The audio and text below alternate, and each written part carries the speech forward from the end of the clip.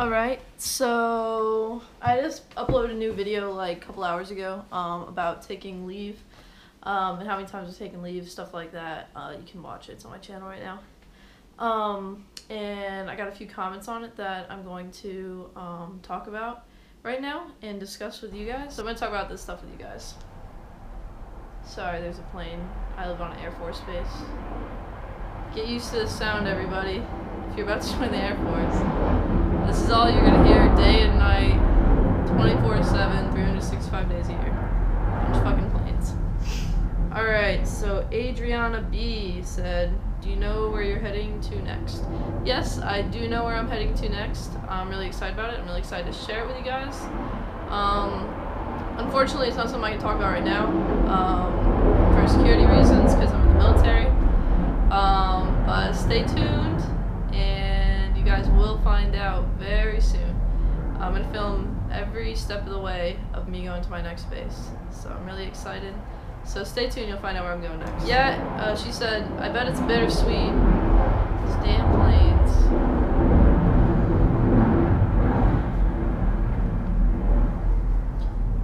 Adriana B said, I bet it's bittersweet that you have to leave your friends and Korea, but I bet you had so much fun. If you guys have watched my previous videos, you'll know my best friend Steph, who's also my suite mate. We're actually somehow, miracle of God, so random, we're actually leaving the same exact day from Korea, and we're actually on the same exact plane to go back to the States, which is awesome. So I'm really glad that we get to leave at the same time, because I don't know, this whole experience would have been totally different without her, because she's like my best friend here. So I'm really excited that we're leaving together, because that would be weird if it was any other way. But yeah, I'm really sad that I'm leaving all my friends. I haven't really thought about it yet because I have a couple more weeks left here. But yeah, it's definitely very bittersweet. I met so many awesome people here, like amazing fucking people. So it's gonna be really weird to leave, but that's just part of the Air Force lifestyle. This is my second base. I'm about to head to my third base. I'm not saying I'm used to it. It's always hard, but it's just a part of the Air Force lifestyle. I'm gonna miss a lot of people. Korea was amazing. Maybe I'll get stationed here again one day. It was really cool. I really enjoyed the experience, the people, the drinking, the soju. It was awesome. But yeah, it's totally bittersweet. I'm sad, but I'm excited for new beginnings. I love new beginnings. I love changing it up. I love moving. So I'm definitely really excited. Baby doll Tanner 223 said, I have a question. I'm confused about the process of leaving your hometown to going to your first duty station. Okay, the process of leaving your hometown to go to your first duty station. Let's see. So this is what I did. I'm going to tell you what you can do. So if you're not in the process yet, you go to a thing called MEPS. You go there twice. You go there once to do the whole medical shit, and then you go there one more time to get your tickets and stuff to fly to basic training. So you fly to basic training right from MEPS, you go to the airport, fly to basic training. At least that's what it was for me. I'm just totally telling you everything based on my experience. I went to basic training and directly went to tech school. I went to tech school and I had to pay to fly to go home. You can also just go straight to your first duty station from tech school and they will pay for it for you. But I chose to go home and paid for it. And then they gave me the amount of money it would have taken for them to fly me to my first duty station. Okay, this could sound a little confusing. Wait a second, there's a plane. Alright, so they give you the amount of money it would have taken them to fly you from San Antonio to your first duty station. My first duty station was Wright-Patterson Air Force Base, Ohio. And it was about like $300 to get a ticket from San Antonio to Wright-Patterson Air Force Base. I flew home first. Home for me is Denver. So I flew home to Denver to Wright-Patterson. I flew.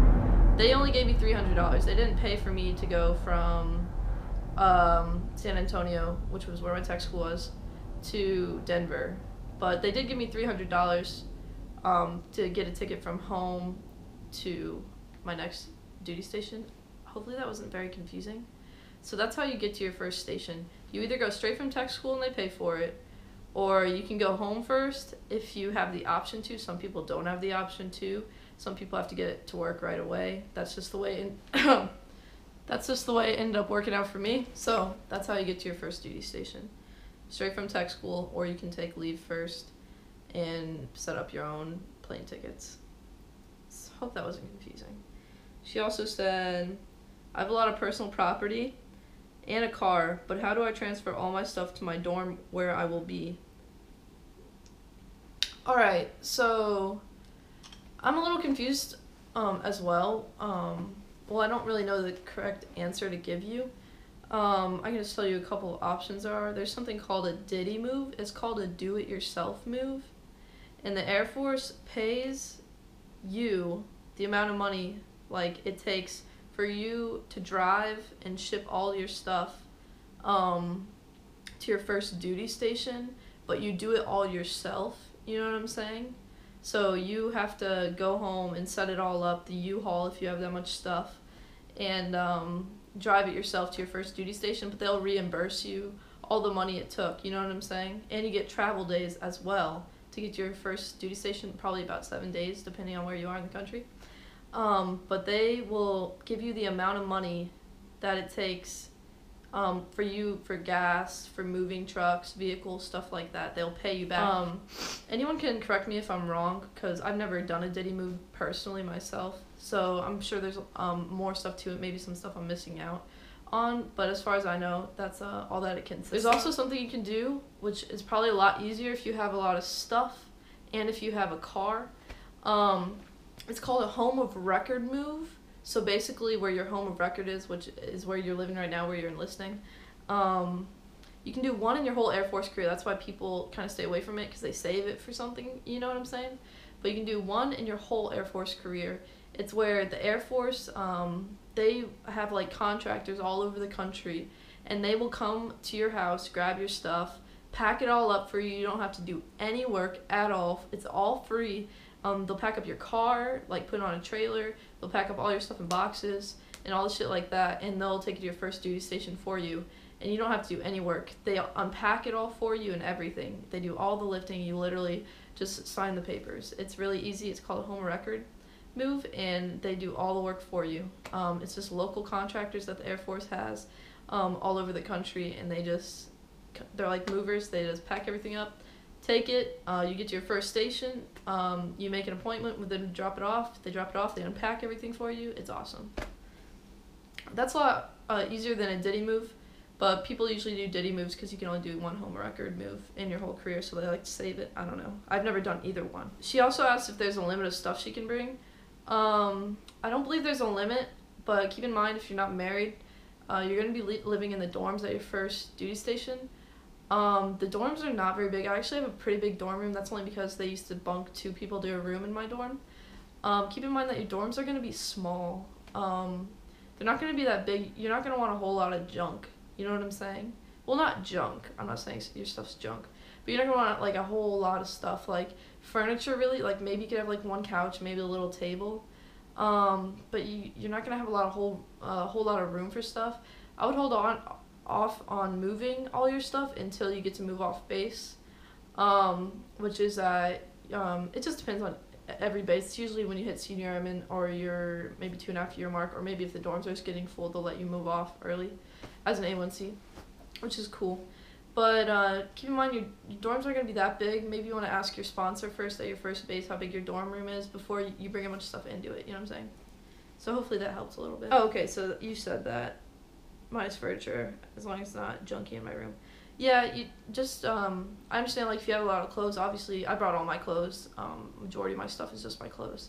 Because I want to have all my stuff, you know, because I don't even have a room at my parents' house or anything anymore.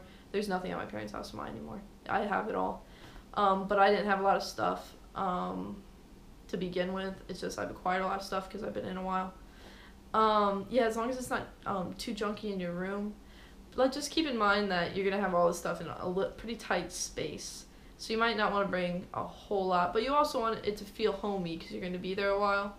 So you can do a Didi move or a home record move. I suggest you do a Didi move, but a home record move's really easy. And if you don't think you're ever going to use it again anyway, you might as well, right?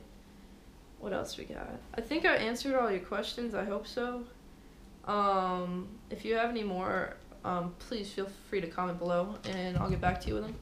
If anyone else has any questions, ask me. If I confused anyone, please message me and I'll try to unconfuse you, because sometimes when I start talking, it's not even really making sense to me, so I'm sorry. But hopefully that helps you guys out a little bit. The way moving works from base to base, they come and move all your stuff. You just set up a day with them at their office. Mine is next week, and they just come pack up everything for you for yourself.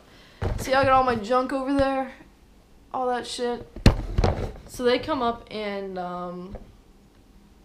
they actually pack it all, they box it all up, and I don't do any of the work. I just sit here, sign the paper that they picked it up, and then that's totally it. It's really easy, really simple. Everything's free. It's all free. You don't pay any money. They box it up, and then when you get to your next duty station, you go to TMO office there, you make an appointment for your stuff to get picked up. They drop it all off, they unpack it for you. It's really easy, it's really simple. That's how you move base to base. Initially when you sign up in the Air Force, it's a little more confusing to move your stuff, but like I said earlier, you have a couple options about moving your stuff from home. So basically that's all I got right now. If anyone has any questions, please comment below and I'll get to them. But appreciate the questions. Thank you, Adriana and Baby Doll. I think that was your name. But cool. Talk to you guys later.